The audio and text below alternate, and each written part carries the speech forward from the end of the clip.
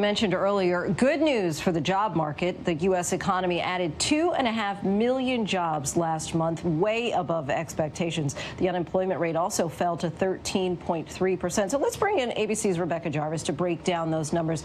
Rebecca, while this is good news, most of the gains came from people who were furloughed and are now going back full time. But the number of people permanently laid off, that continues to rise. So what does all of this mean? Well, that's right, Lindsay. So what we saw is that 2.7 million individuals who were temporarily laid off went back to work, but we also saw the number of individuals who were permanently laid off increase in the month of May by 300,000 to 2.3 million Americans.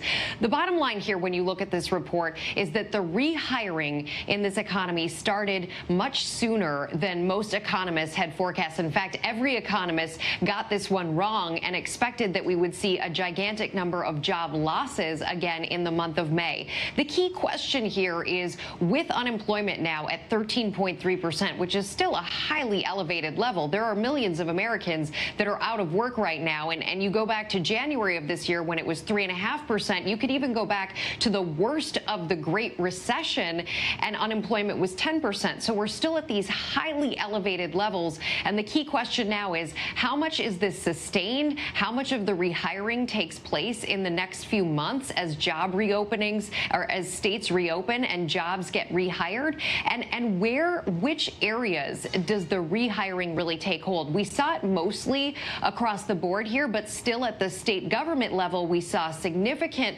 decreases in employment. And you look at what states are going through right now, managing through the COVID crisis and the financial damage that exists at so many state government levels.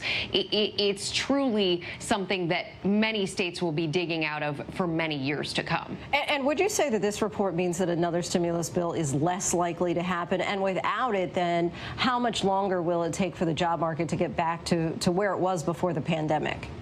Well, it certainly decreases the urgency to see the turnaround taking shape earlier than anyone was anticipating, decreases the urgency. But it appears that the White House and Democrats are still, to some degree, on board with some form of stimulus. I think the key question here is, what form does the stimulus take? The White House has been more on the side of payroll tax cuts and potentially more stimulus checks, whereas Democrats have been on the side of those stimulus checks, but also looking at state governments, looking at areas that have been damaged by this crisis and finding ways to invest in those areas going forward. Look, I think one thing is really important to keep in mind here, and that is how our country has behaved coming out of recessions has been frequently, and over the last 3 recessions, jobless recoveries. It's language you probably heard and you probably recall from the Great Recession. What tends to happen